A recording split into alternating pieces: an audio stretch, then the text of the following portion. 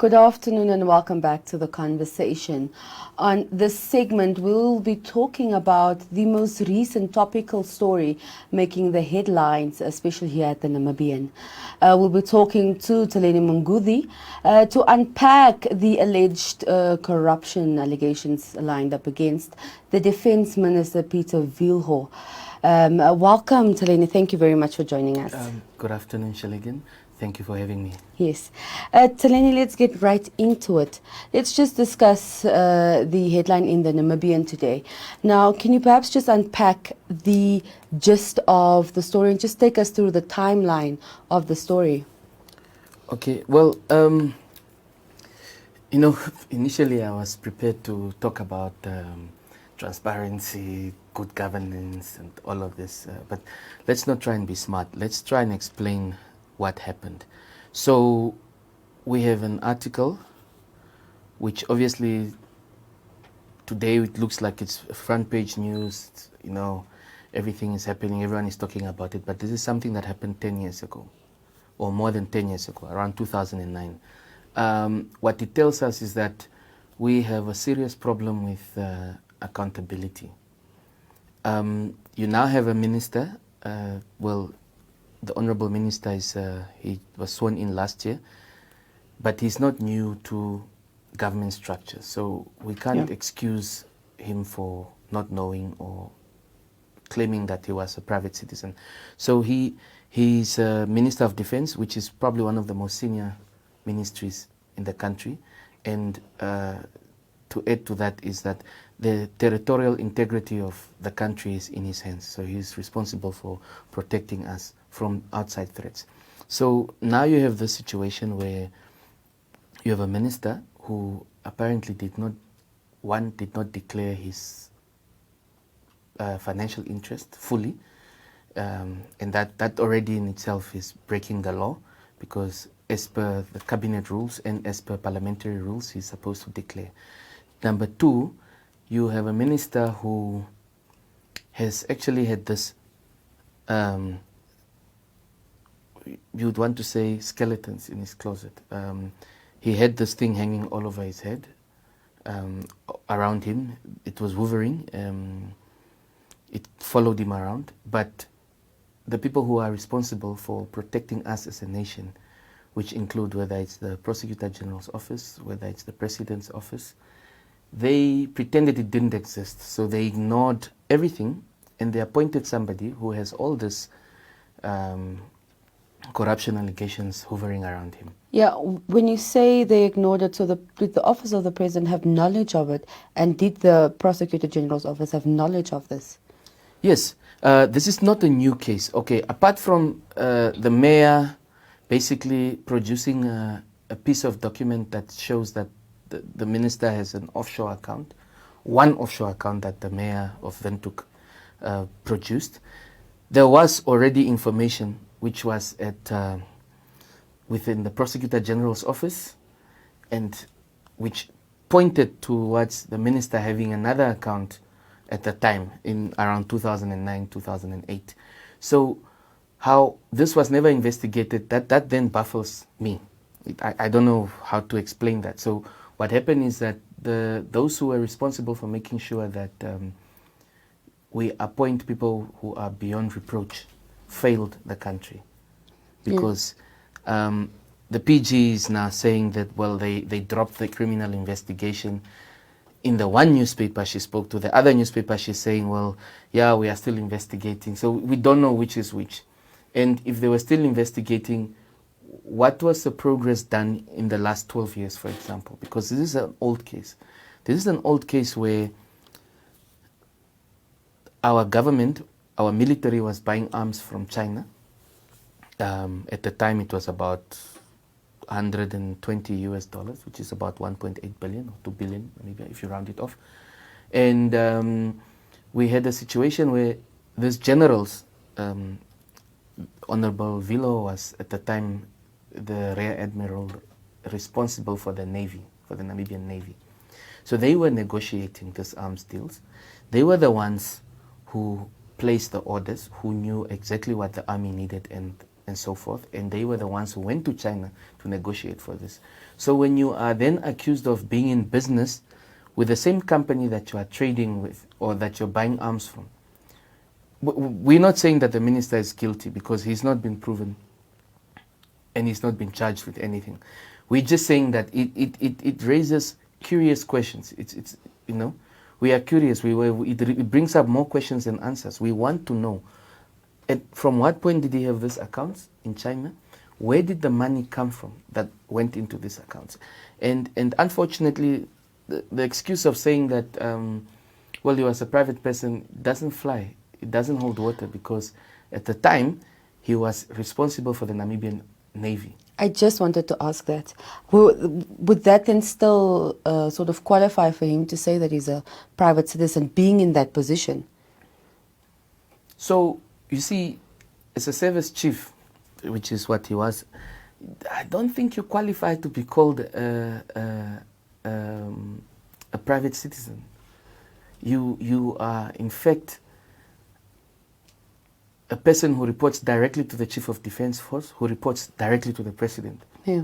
Yes, there's a line with the Minister of Defense, but the Chief of Defense Force reports directly to the President. So that makes you almost like third in the chain of command in terms of the military. So how does that then make you a private citizen? Yeah. And this is my question. I mean, does every private citizen have access to the President and to the Chief of Defense Force and to Cabinet and wherever else you go? Yeah. So this is where we are saying that, unfortunately, then the mayor of Windhoek then started accusing the minister of being corrupt, right? So we could not prove that. And we kept asking, okay, can you please provide proof as to why you are saying that the Minister of Defense is corrupt? Yeah. And this is one of the pieces of evidence that the mayor produced to say, but look at this. So the minister then has to answer as to when he got these accounts. He said 12 years ago, okay, where the money came from. As a public figure, he should be beyond reproach. We should be able to open up for scrutiny. See, the problem with Namibia is that people want positions and the perks that come with it, but we don't want to take responsibility. We don't want the responsibility that comes with those positions. So if I heard you correctly, it's about 12 years ago that you got the account. Yes. That would take us back to 2009, 2008. Exactly.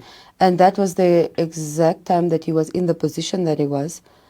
Is it not, if I'm correct? Yes, yes.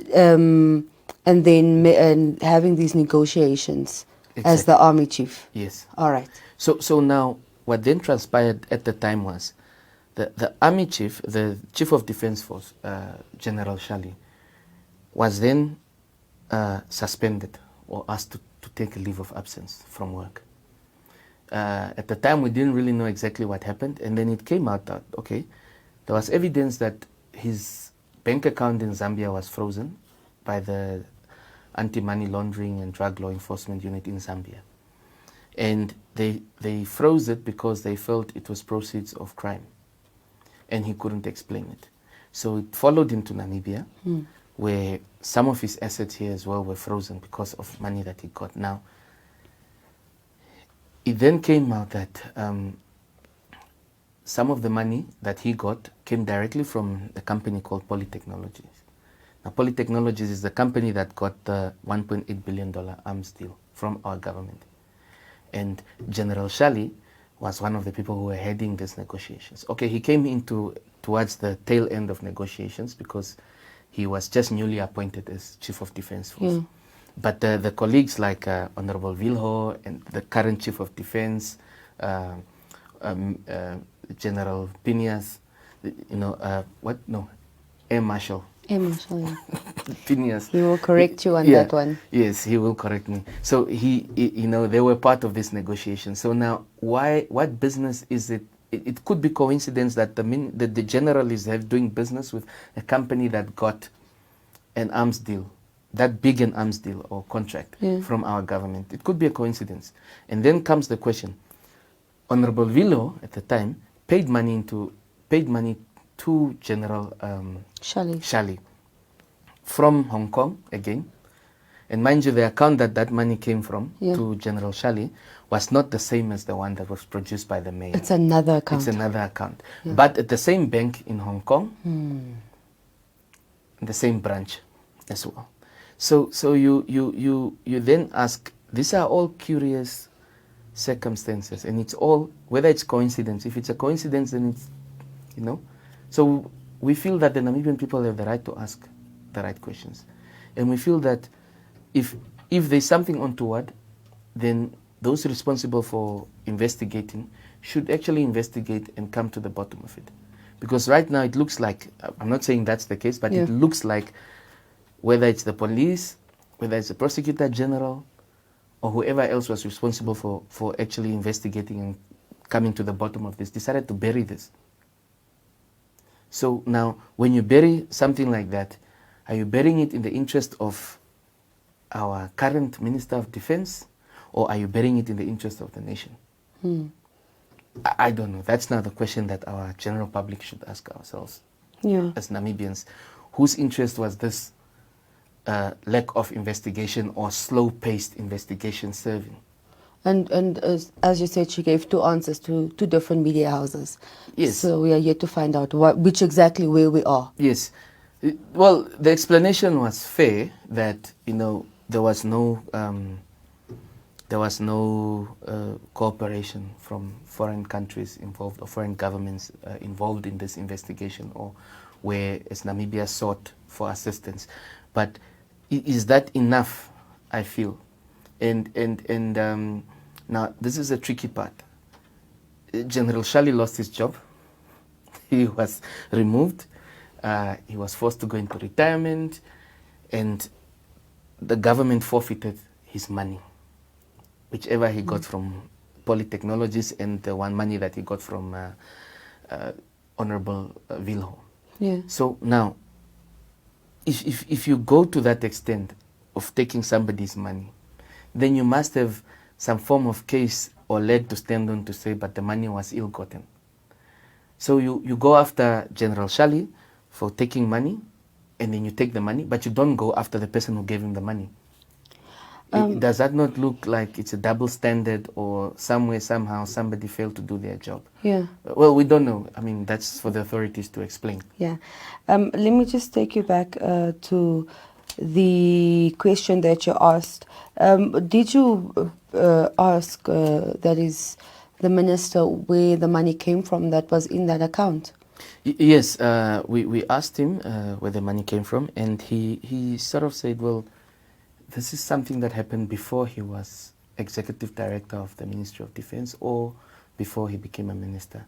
He said he opened this account 12 years ago, and therefore by then he was a private citizen, and he has the prerogative to do what he wants with his money.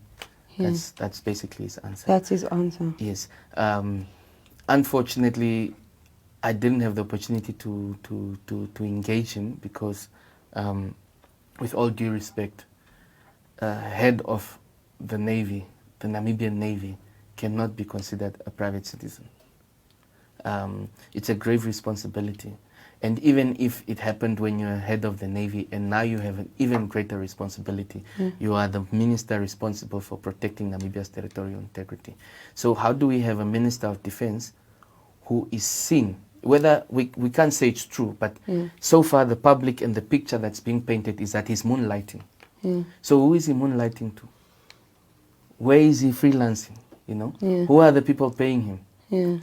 Especially when he didn't declare this account to Parliament, or I don't know if the President, maybe he did declare to the President, because Cabinet's declarations are secret, but the ones to Parliament, at least that's supposed to be public.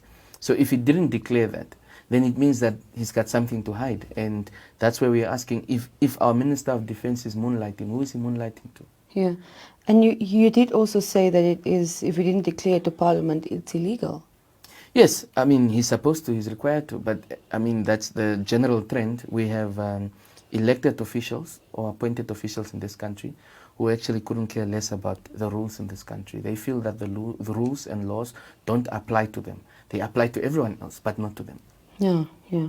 I also want to take you back to what you said about General Shelley, where you said they had gone after him. Have you looked at any criminal charges, looking at what was happening at that time? Any criminal charges against General Shelley? And then can we also look at, was the minister's name mentioned at that time when General Shelley was told to take a step back? Yes, so General Shelley was the only person who sort of paid the brunt for what transpired. He was asked to step aside. He took a leave of absence, I think for about 2 years or 3 years, while they were investigating.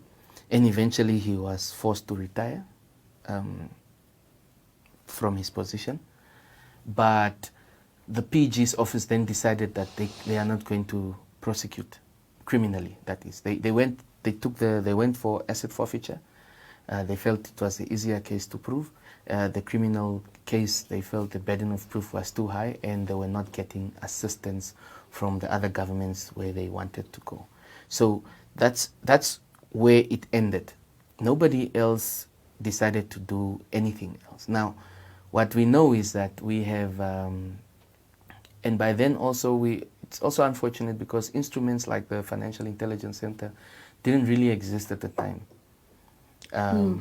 And if they did exist, they were still in infancy, so they didn't have the full powers. And I'm speaking out of correction. I still need to check whether the act was, whether the enabling act was enacted in Parliament at the time already.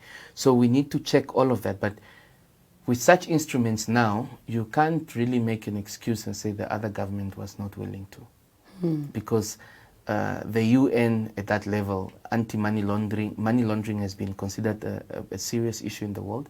And all the countries in the world, whether it's through the UN, whether it's through regional, we have regional and continental organizations that specifically just deal with money laundering and international. So these organizations also facilitate the sharing of information and partnerships between countries and jurisdictions. So that's another avenue to explore if we were serious about, getting to the bottom of what happened. Because now everything is hanging in the air. Yeah, because I wanted to ask, is it an acceptable thing to say that the other government wasn't responsive, so it is a dead end for us here? Well, Shaligan, that's a conversation for another day, but I'm going to touch on it a bit. This is where our politicians here, our leaders, every day they claim that China is our all-weather friend. It's Our ally. It's all these fancy words about our friendship with China. Yeah, we helped each other during the liberation struggle. The Namibian people's interest is the same as the Chinese people's interest.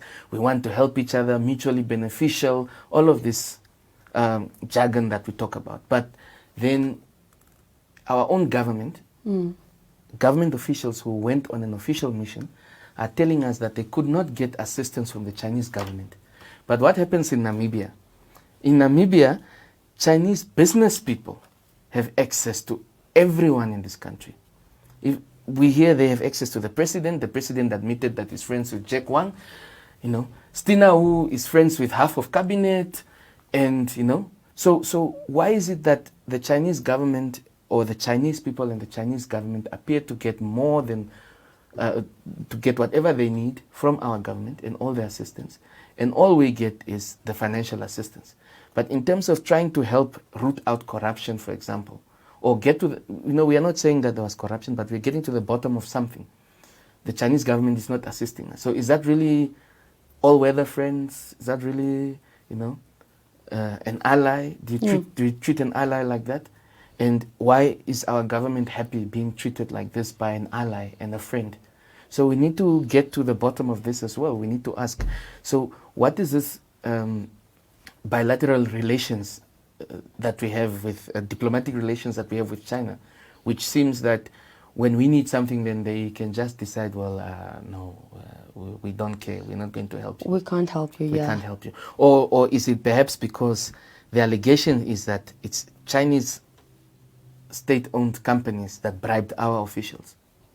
So now they're off limits. So they're off limits. But it's quite interesting because in China, if you are convicted of corruption, they sentence you to death. So they hold their citizens to a higher standard that you cannot steal from your own people. You cannot take the side or have private interest over the nation. But then when it comes to us, they don't care. Yeah, You know? yeah. Let's look at the office of the presidency.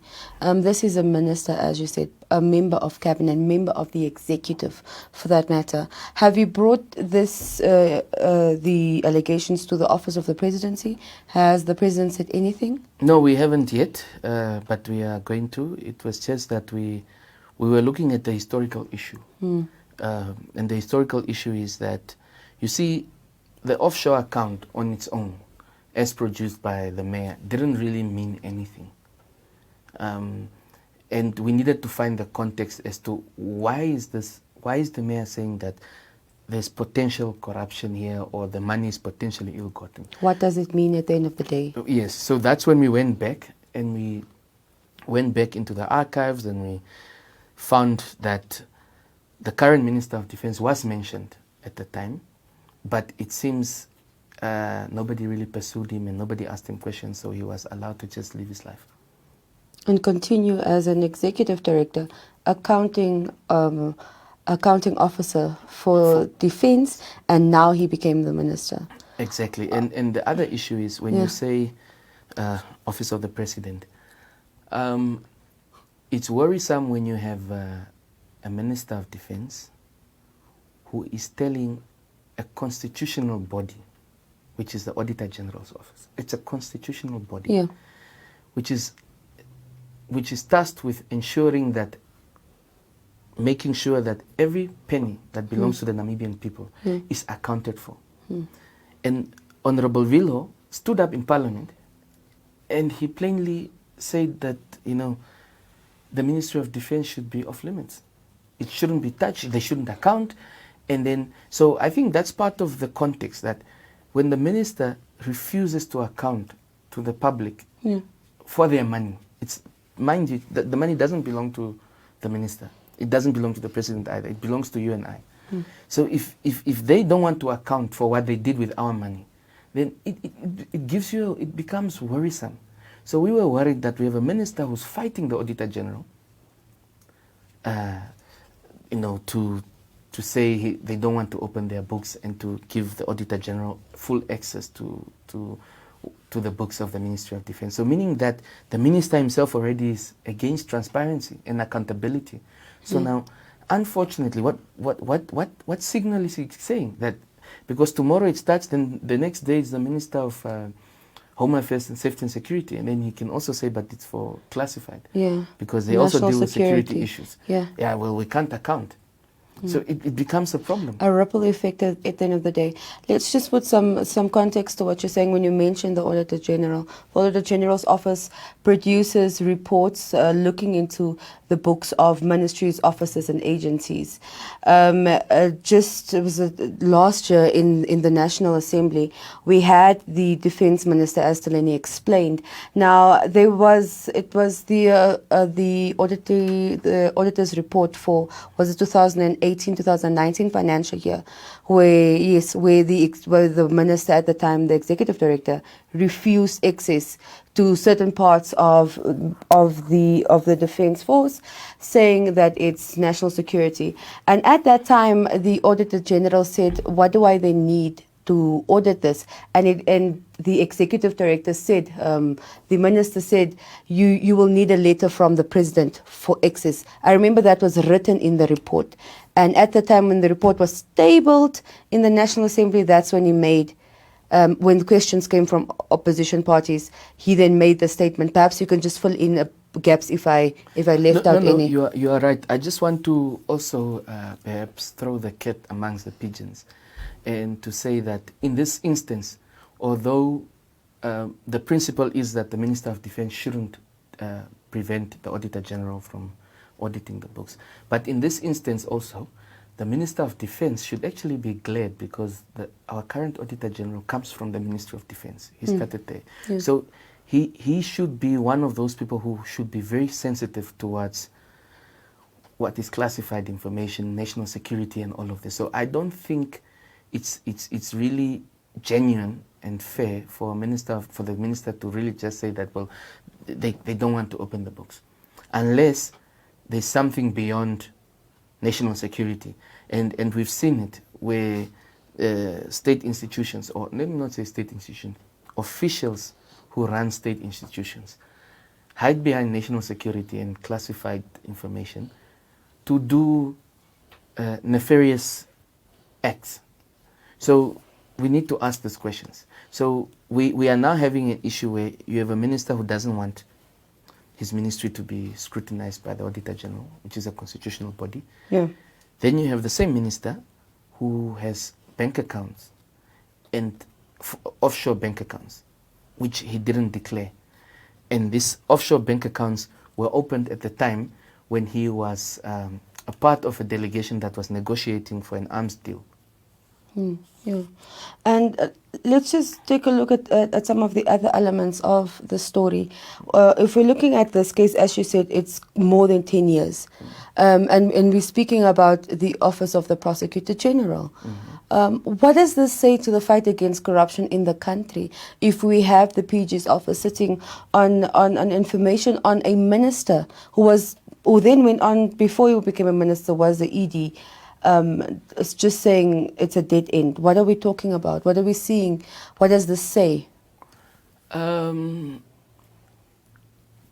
are the questions that we need to ask, because we need to look at, generally, the assumption is, as the Namibian public, we assume that the president, before he makes any appointments, if he wants to appoint Shelley, he looks at Shelley's background, does a due diligence on Shelley to check whether Shelley is really a person of integrity, whether Shelley can really be accountable, and whether Shelley can really add value.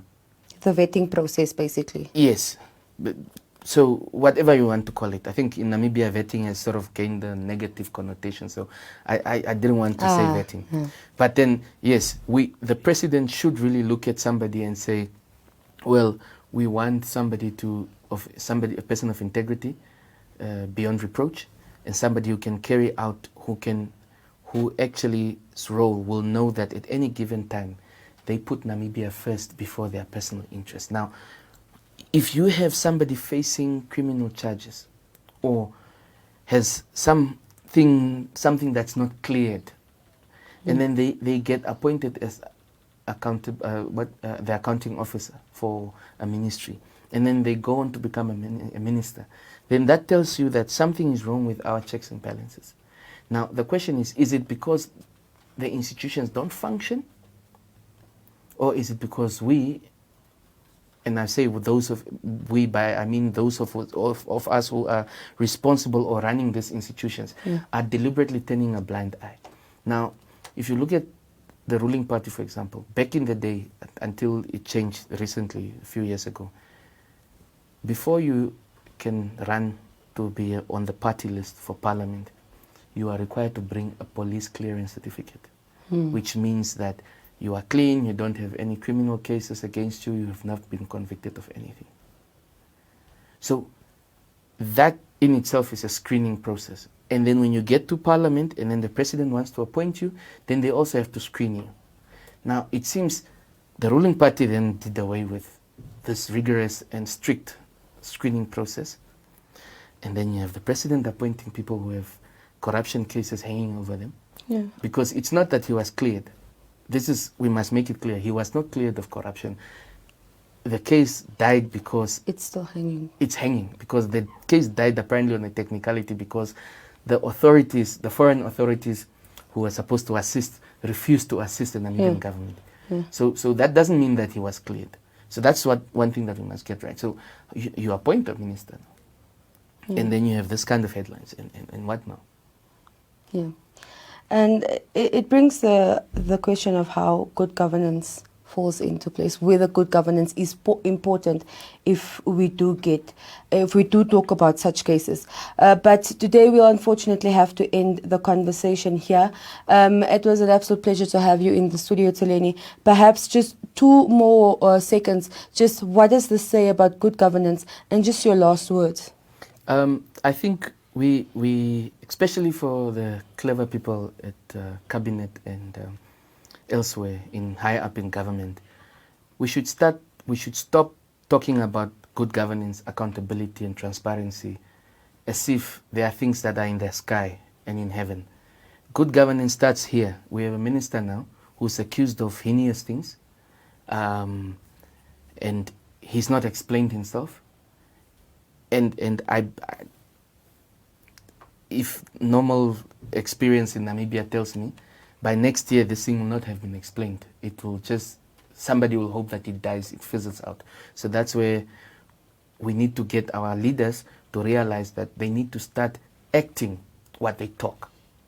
So good governance means the impact on the people, how they behave, and the actions they take.